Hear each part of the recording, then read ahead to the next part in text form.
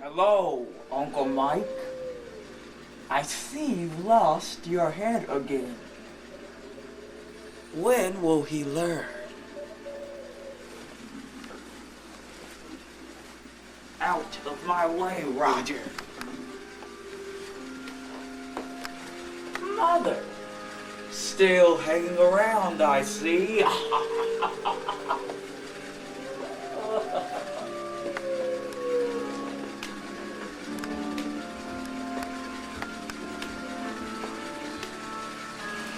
Aunt Minerva, what a nice centerpiece. Hello, Igor. Don't worry, things will get better. No need to go batty.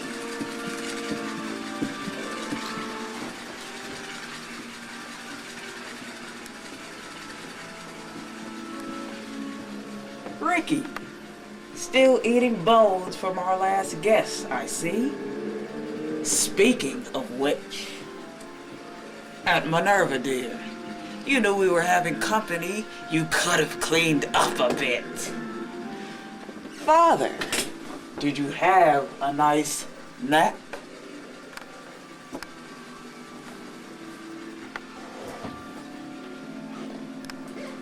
Oh! Hi, Cousin Owen. Oh, calm down. That guy didn't mean to call you Shorty.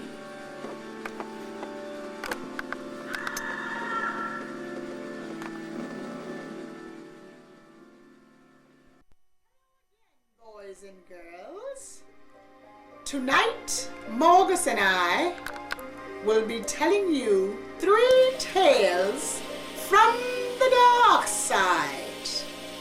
The first of which will be entitled The Werewolf's Bride.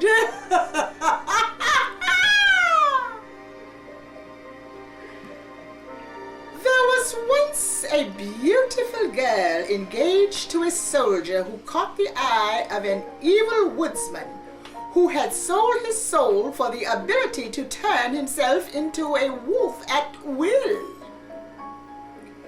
He lay wait for the young girl when she was walking home one day and accosted her, begging her to elope with him. The maiden refused, spurning his love and crying out to her love to save her from his advances. The girl's cries were heard by her eager fiancé, who had come searching for her when she was late returning to her parents' home. The soldier drove the woodsman away, threatening him with dire consequences if he ever approached the maiden again. The furious woodsman lay low for a few days, waiting for his chance. It came on the girl's wedding day. She was dancing happily at her wedding reception with a group of her friends when the woodsman, in the form of a wolf, leaped upon her and dragged her away with him.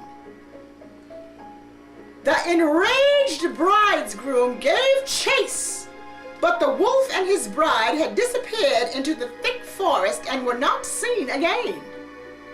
For many days, the distraught soldier and his friends, armed with silver bullets, scoured the woods, searching for the maiden and her captor. Once the soldier thought he saw the wolf and shot it. Upon reaching the location, he found a piece of wolf's tail lying upon the ground. But of the wolf to whom it belonged, there was no sign. After months of searching, his friends begged him to lead him to the girl to go and get pardon me. After months of searching, his friends begged him to let the girl go and go on living. But the soldier was half mad with grief and refused to give up. And that very day he found the cave where the werewolf lived. Within it lay the preserved body of his beloved wife. The girl had refused the werewolf's advances to the very end and had died for it. After his murderous fury had died away, the werewolf had tenderly laid the body of the girl he had loved and had killed into a wooden coffin where it would be safe from predators and he could come and visit her every day. Lying in wait for him, the soldier shot the werewolf several times as he entered the cabin, chasing him down until the maddened and dying werewolf leaped into the lake and disappeared from view. The soldier sat by the lake with his gun staring into the rippling water for hours as the catfish ate the bloody bits of the wolf that were floating on the surface of the water. When his friends found him, the soldier's mind was gone. He babbled insanely about a werewolf that had been eaten by a catfish when it leaped into the water. And he sobbed on long enough to lead the men to the body of his beloved before he collapsed forevermore into insanity. He died a few days later and was buried beside his bride in a little glen where they had planned to build their house. Their grave is long forgotten, and the place where it stands is covered with daisies in the spring. But to this day, the people of the area have prejudice against eating catfish, though no one can remember why. Now, boys and girls, you decide if that story was true or not.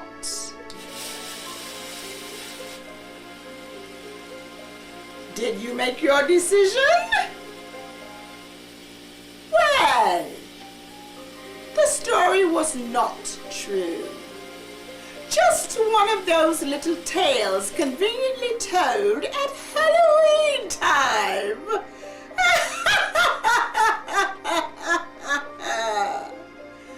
Now, Morgus will tell you another tale.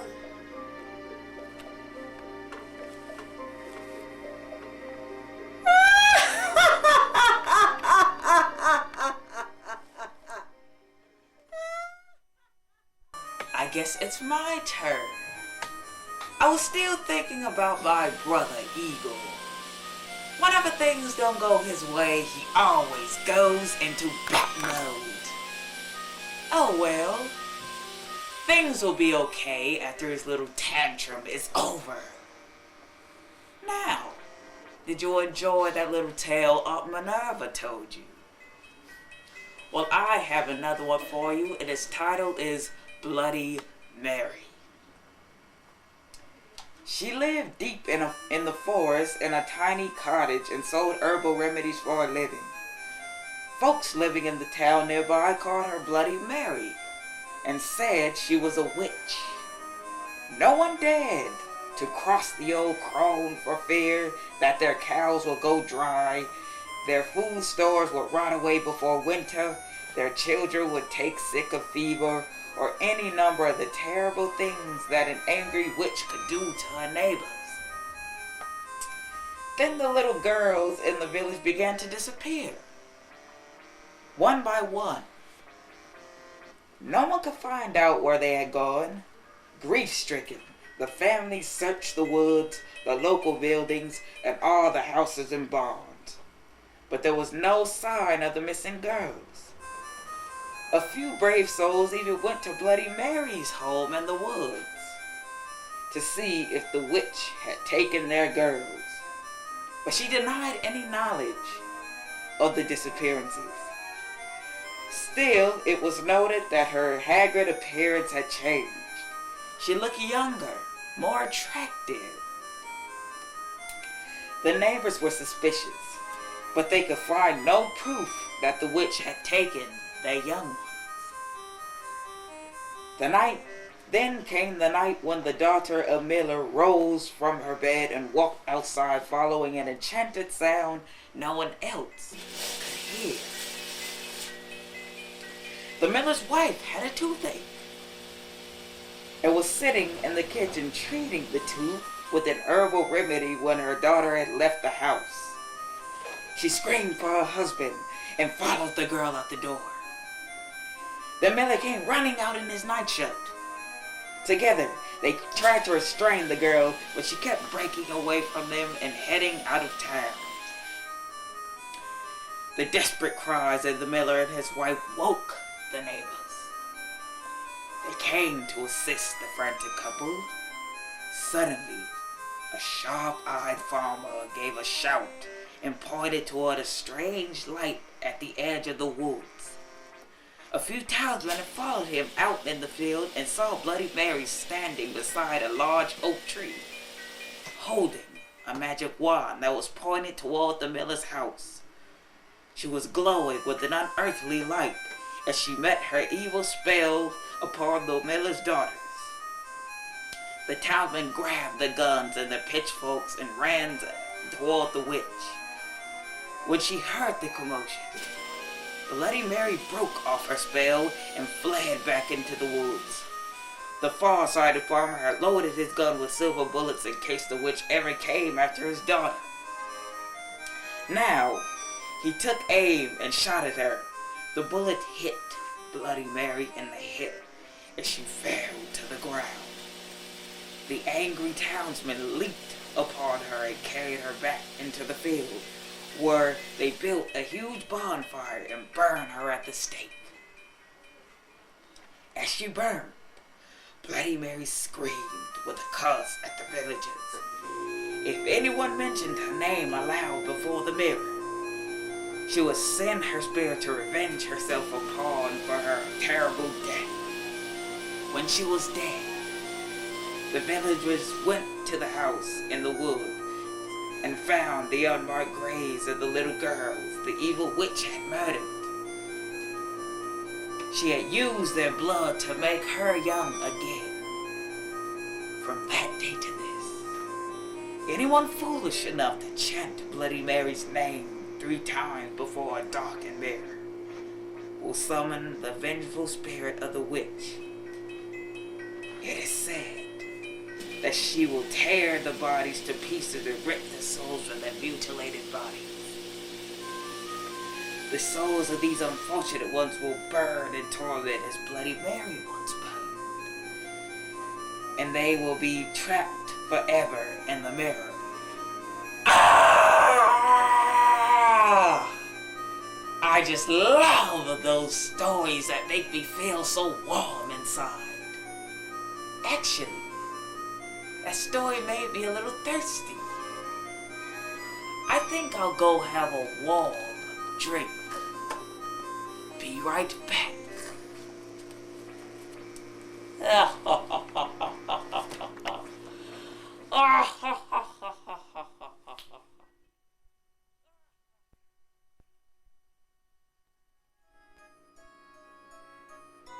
Hello again, boys and girls. Our third tale for this evening is entitled The Bloodstain. The Phelps place was an old-abandoned property with a monstrous, decrepit Victorian house that was supposed to be haunted. It should have been a good resting place for the local deer hunter, but they would not go near it. A few that tried came away before midnight with tales of ghostly thumping noises, gasps, moans, and terrible wet bloodstains that appeared on the floor of the front porch and could not be wiped away. Phelps was an Englishman who had purchased land some 20 miles off the Mendocino coast in the 1880s. He had built a huge fancy Victorian house all covered with gingerbread trimmings and surrounded by lovely gardens. When everything was arranged to his liking, he sent out party invitations to everyone within messenger range. It was the biggest social event of the year, with music and dancing and huge amounts of food. Sawhorse tables were set up with refreshments and drinks were set out on the front porch. People came from miles around. The only one missing was Old Man McGruff's son-in-law. They had a terrible fight that afternoon, and the boy had stomped off in a rage, threatening to get even with the old man. Around midnight, the musicians took a recess, and Old Man McGruff went out on the front porch with some friends. Suddenly, there came a thunder of hooves rushing up the lane. A cloaked figure rode toward the lantern-lit porch. McGruff put down his drink. "That will be my son-in-law," he told his friends as he went down the steps. The cloaked figure stopped his horse just outside the pool of lantern light. There was a sharp movement and 2 loud shots from a gun. Old Man McGruff staggered backwards, shot in the throat and chest. The cloaked man wheeled his horse and fled down the lane as friends ran to assist the old man. They laid McGruff down on the porch. He was bleeding heavily, and they were afraid to move him. There was some talk of fetching the doctor, but everyone knew it was too late. So much blood was pouring from the old man's wounds, and it formed a pool underneath his head. McGruff coughed once, twice, a hideous gurgling, strange sound that wrenched at the hearts of all who heard it. Then he died. McGruff's body was laid out on the sofa, and the once merry guests left in stricken silence. The servants came and wiped the red-brown bloodstains off the floorboards. The next day, a wagon was brought to the front of the house, and McGruff's body was carried out onto the porch. As the men stepped across the place where McGruff had died, blood began to pool around their boots, forming a wet stain in exactly the pattern that had been wiped up by the servants the night before. The men gasped in fear. One of them staggered and almost dropped the body. They hurriedly laid McGruff in the back of the wagon, and a pale Phelps ordered the servants to clean up the fresh blood stains. From that day forward, the Phelps could not keep that part of the porch clean.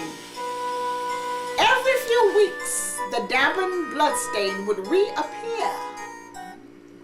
They tried repainting the porch a few times, but the bloodstain would always leak through. In the county jail, McGruff's son-in-law died of a blood clot in the brain. A few months later, one of the Phelps servants went mad after seeing a terrible sight that made his head feel like it was going to explode. Folks started saying the house was being haunted by the ghost of McGruff seeking revenge. The property was resold several times, but each resident was driven out by the terrible gossiping ghost of McGruff reliving his last moments, and by the bloodstains that could not be removed from the porch. The house was eventually abandoned.